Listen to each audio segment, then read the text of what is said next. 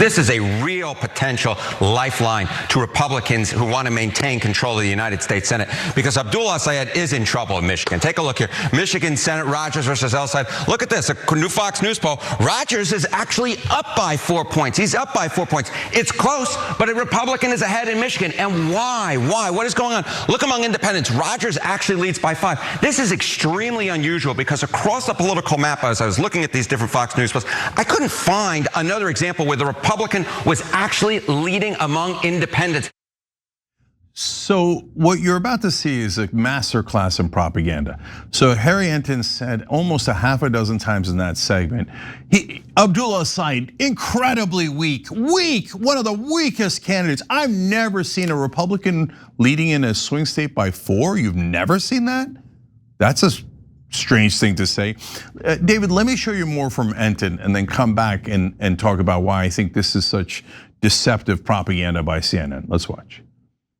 It is all about Abdul El-Sayed. He is a weak candidate, at least by the metrics that we normally look at. And you can just take a look here. Okay, the net favorability rating of the Dem Senate candidates across these northern battlegrounds. You notice there's only one candidate, Ren, one who has an unfavorable rating higher than his favorable rating, and it is significantly higher. Look how far underwater Abdul El-Sayed is. He is 13 points underwater, under their Lake Michigan. My goodness gracious. Abdul El-Sayed breaking records in the ways that you don't want to. In fact, he is the first Democrat down by this much, as I said, essentially since 1994. Now, I will note, obviously, we have a campaign to go, and I think there are different ways you can look at this metric, right, this race. And I will say it's a snapshot in time. Michigan Senate chances, according to the Kalshi prediction market, look, Abdul El-Sayed's chances have fallen, but he still has a better chance than not of winning this race. So he snuck that in at the end of about a 5-minute segment. He had earlier done a segment of, the Kalshi odd market on Abdul El-Sayed is way down underneath Lake Michigan, right? And it's because Abdul had gone from 79% chance of winning to 59% chance of winning, which is still sky high. And so that same number he painted as terrible earlier. Here now he says, yeah, he's still likely to win. But remember, the worst candidate in a century. There's no other candidate that's doing as bad. But wait a minute, David, did the other candidates, and thank God they didn't, but have over $60 million spent against them in their primaries? And did they have CNN doing negative stories about them every single night on their broadcast over and over? I don't think they did they? Yeah, that to me is the detail that's not mentioned there. So Abdul El-Sayed gets outspent 10-1, $60 million of money from corporate Democrats, AIPAC, basically telling the entire state of Michigan over and over again that Abdul El-Sayed is basically a terrorist. And the fact that he is within 4 points immediately after that onslaught, and by the way, the continued onslaught on cable television of both Democrats and Republicans criticizing him now in the general election, I think it's actually miraculous, honestly, that he is within 4 points under those conditions. But again, I think, like, if you're a Democrat, a corporate Democrat who's saying Abdul El-Sayed is a weak candidate, but not mentioning that you and your faction just spent $60 million to try to make him a weak candidate, sort of leaves out part of the story. But I go back to, why? Let's ask the question, why do we think the Kalshi markets, and I don't put a lot of weight in the Kalshi markets, why do we think the Kalshi markets still have Abdul El-Sayed as a possible winner here? And I think the answer is when you start looking at this poll, the details of this poll. This poll still shows a somewhat divided set of Democratic constituencies after that primary. For instance, Abdul El-Sayed's numbers are slightly weaker among black voters, a traditional core of support of the Democratic Party. And so the premise that Mike Rogers is going to be able to grab, a quarter or a third of the black vote in Michigan, I think doesn't seem likely. I'll put it that way. It may, I guess it could happen, but it does not seem likely. I think you're seeing a snapshot of a Democratic electorate that is somewhat divided right now in the immediate aftermath of $60 million worth of ads. And I think the Kalshi markets are probably looking at this and saying there's probably going to be something of a Democratic consolidation over weeks and months. I think that is a likely possibility. Is it going to be a tough race? Absolutely. This is a difficult race. I think Haley Stevens would be in a similar position right now as well. I mean, this is a person who couldn't win her own party's primary despite having $60 million try to buy it for her. Not exactly a sign that she'd be a strong nominee either. This is just an inherently difficult race. I'm not trying to sugarcoat it here, but like the fact that Abdul had withstood that and is still this close, I don't know. I'm not saying it's like great news that he's down 4, but I'm not saying it's like, the sky is falling here. I'm saying it's actually miraculous that it's this close. One could argue this shows a core base of support that's not going to move from him, and now he's just got to build off that. Yeah, look, I'll double down on a lot of the things you're saying. First of all, Haley Stevens is a terrible candidate. If 60 million had been spent against her and she's in the general election now, she'd be down 14 at least and have no chance of winning. She can't even speak. She was picked to be an empty vessel.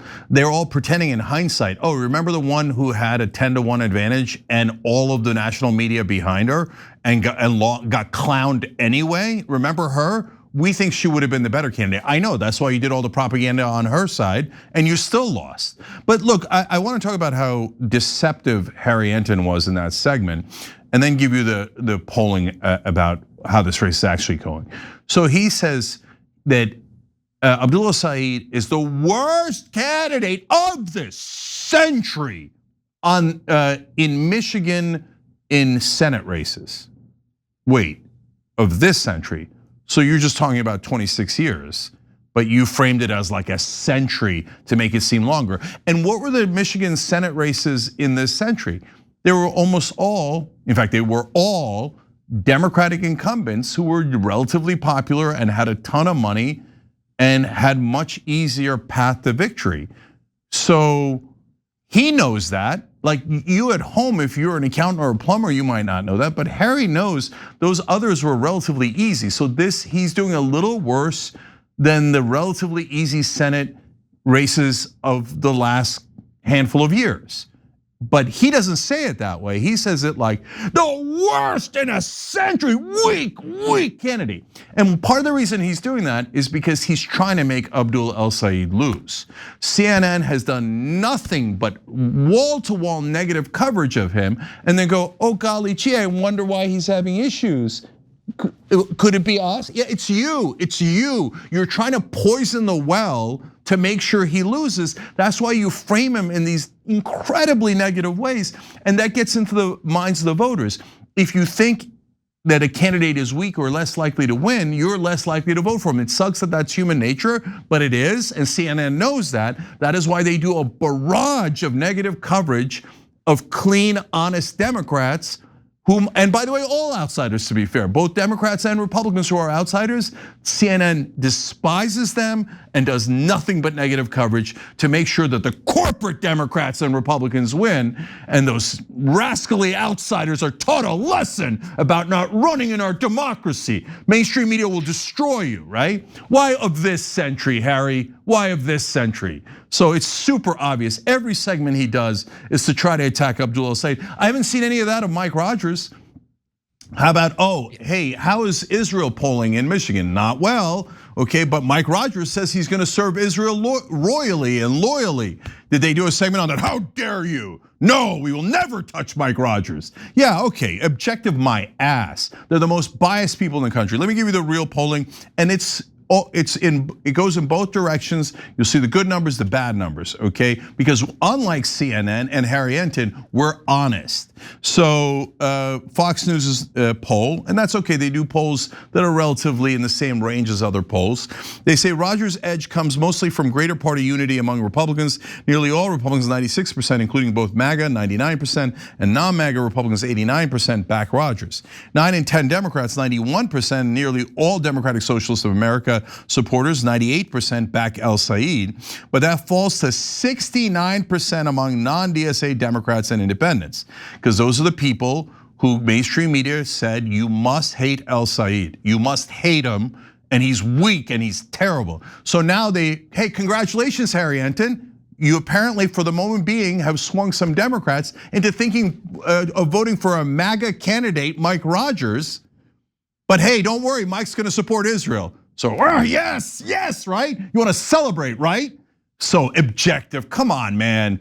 Jesus Christ. So, and these, again, the same guys who said vote blue no matter who, now they're like, yes, Democrats are voting against them. Oh, that's so great. Oh, Bernie Sanders supporters, 6% of them voted against Hillary Clinton. It was the worst thing that ever happened. They never told you Hillary Clinton supporters, 15% of them voted against Barack Obama. Why do they hide that fact from you? Because they're liars. Now, when they got some moderate establishment Democrats to, and to be fair, almost none of the voters are establishment, really. It's just the folks that they got riled up as, oh, he's the bad guy, he's a terrorist, etc. Those people are now thinking of not supporting the Democrat, and all of a sudden it's a wonderful thing, according to CNN. So Fox News continues, a small subgroup of independents narrowly favors Rogers. I think that's going to turn around big time. I can get into why in a second. They explain, though, Trump's favorable rating is underwater by 19 points in Michigan, 40% favorable, 59 unfavorable. Both Senate candidates also have negative ratings, El-Sayed at -13 and Rogers at -6. But Mike Rogers is a rubber stamp for Donald Trump. He's going to agree with Donald Trump 100%. I think that that's going to hurt him big time. That is -19 in Michigan. And so no one's run a single ad against Mike Rogers. There's not been one negative story about Mike Rogers so far, but there will be, not the stories. The mainstream media will cover his ass the entire time. And I would be shocked if they did one critical story about Mike Rogers, one, just one. I will not be shocked when they do 200 against El-Sayed. But nevertheless, the internet catches everyone. We're gonna find out that Mike Rogers is a corporate douche, that he works for the corporate PACs and he works for AIPAC, and he doesn't even represent America. He represents a foreign country and he proudly declares it. So I think independents are gonna come to our side big time. And when we win this election, I'm gonna shove it right up their corporate asses. Okay, we're gonna talk more about that in a second, but let me give you the good polling. El-Sayed leads among the most engaged voters with an 11-point advantage among those extremely interested in the election, a 7-point lead among those extremely motivated, and a 4-point edge among definite voters. Moreover, more Democrats than Republicans are extremely interested, +15, motivated to vote, +11, and certain they will cast a ballot this November, +7. Now, that's the underlying numbers, because it's one thing to ask a general poll, it's another thing to ask the poll of the people who are likely to show up and vote. That's the numbers CNN hides from you. Oh, don't find out who's actually gonna vote. Don't. Remember the weakest candidate of the century, right? Propaganda. Jesus, man. How do they live with themselves? It's super embarrassing to do that kind of hack material. But to be fair, that's all there is on CNN. So they say inflation is a top issue in the Michigan Senate race at 38%. And that's where Mike Rogers is gonna suffer, obviously supporting Trump's policies. And economic anxiety remains palpable, with 4 in 10 saying they are falling behind financially. Other voter priorities are immigration, border security, and healthcare, 14% each, and political divisions, 11%. El-Sayed stays competitive thanks to voters who prioritize inflation, +10 points, healthcare +47, and political divisions +5, while most immigration voters prefer Rogers, +82. So that's what I was gonna say. Immigration is gonna favor Rogers, whether you like it or not. Every other issue is on our side.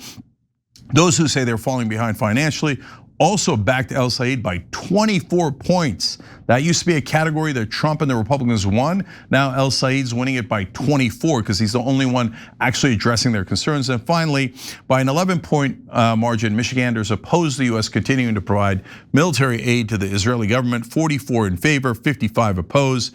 Those favoring aid back Rogers by 45 points, while those opposed prefer El-Sayed by 29 points. So David, what do you make of those numbers, and what does that lead for you to conclude in terms of who's more likely to win, not if we voted today, but when we vote in November? Look, I just think the idea that the Democratic electorate is not going to consolidate in a midterm election against the Republican president's party, there's no evidence that has ever not happened, right? Like there's no evidence that a Democratic candidate has come out of a very tough primary with the party split, and the party hasn't eventually, the party's rank and file voters haven't eventually consolidated. If the party voters return to mean return to the average situation.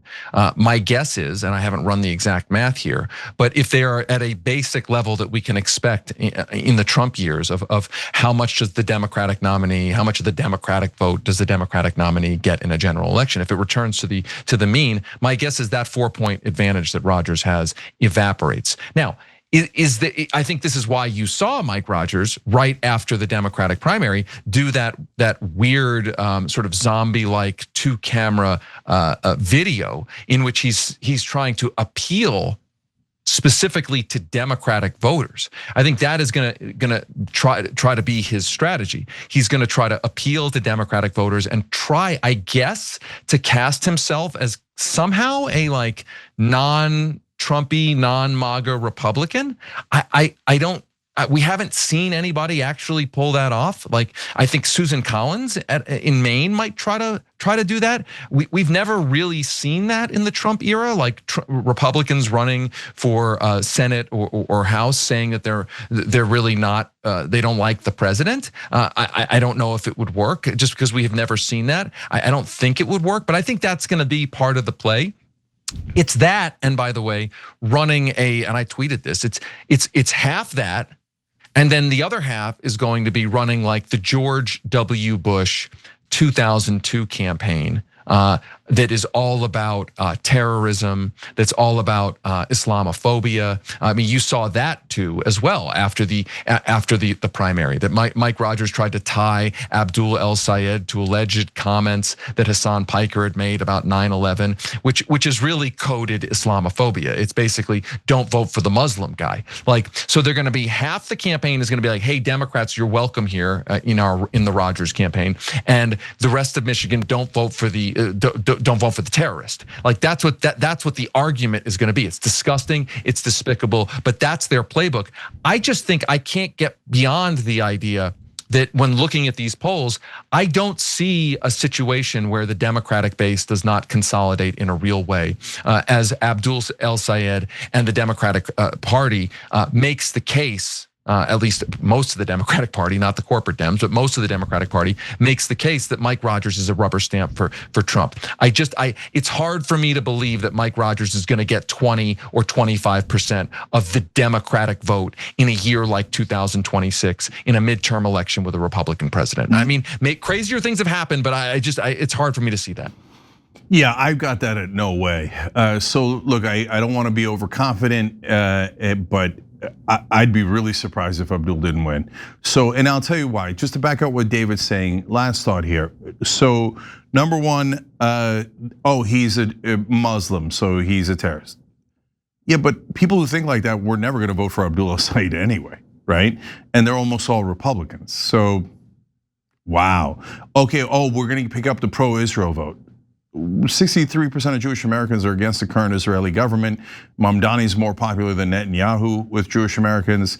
So you're going to pick up a fraction of those voters of Michigan. Good luck with that strategy. I just don't think there's enough votes there.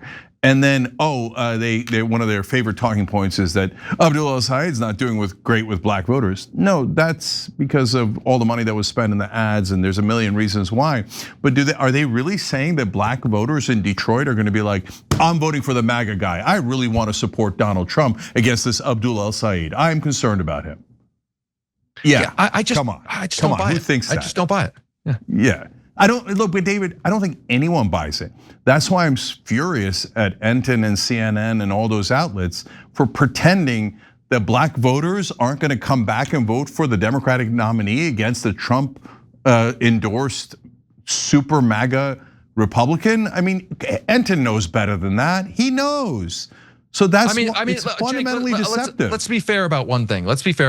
Donald Trump did increase his margins in 2024 among certain segments of black voters.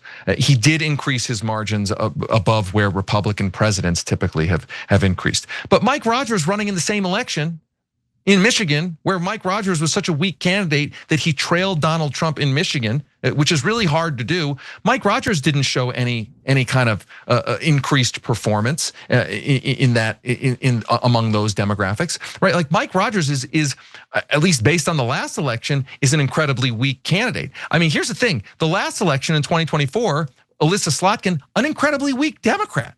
Right, Alyssa Slotkin found a way to get fewer votes in Michigan than Kamala Harris did. I mean, you really got to work hard. But somehow, Mike Rogers topped her, managed to get even fewer votes than Donald Trump in Michigan. I mean, so the 2024 election in Michigan featured two really incredibly weak candidates. So I don't buy the idea that Mike Rogers is somehow a sort of super candidate at all. Now, again, let's be clear, we could be wrong, right? Like maybe we're not considering something. Maybe there's something's going to have changed. Maybe Mike Rogers runs this sort of genius, or somehow gets away with portraying himself as some kind of moderate and not a Trump guy. We just have never seen that. So again, it's hard to predict, but I think the one thing we can assume, I think, or at least if not predict, then that is probably likely, is that there will be a serious consolidation among rank and file Democratic voters. Like, I do not see a large vote among the black community in Detroit for Mike Rogers. Like, I do not see that. Yeah, that's just totally made up. But hey, Harry can't find the negative numbers on Rogers. I'm sure he'll run it after November. Okay, you know what? I'll go farther than you. This is absurd, and he's not going to take it, and this is good. But it'll be painful. I don't know about him, but for me, if I lose, I'm offering Harry Enten $1,000 bet. I say Abdul El-Sayed wins. I'm sure he'll say, "Oh, Mike." I mean, he said El-Sayed is the worst candidate in a century. Like, incredibly weak. He's down in the bottom of the Lake Michigan. So you take Mike Rogers, Harry. I'll take Abdul. $1,000 bet. It probably won't even hurt you, but you'll get to celebrate even more. Yes, the corporate Republican won. We defeated Abdul El-Sayed, that dirty progressive. Yes, and I got $1,000 from Cenk. God, you're gonna be ecstatic on election night. Come on, let's make the bet. See how it turns out. I think that I could read polls better than you can. I think that the underlying numbers are clearly showing that Abdul is going to win, even though currently he's not winning. So that's a bold bet, right? For you, it's an easy one, right, Harry? It's a layup. Worst candidate of the century. I mean, how do you turn down a free $1,000? Come on, let's do it. I guarantee you he won't. He'll come up with excuses, or probably won't even respond because, oh no, I got caught with my hand in the cookie jar. I pretended that this was an incredibly weak candidate to try to hurt the candidate, and I got caught. Okay, yeah, that's what's gonna happen. Every time you ring the bell below, an angel gets his wings. Totally not true, but it does keep you updated on our live shows.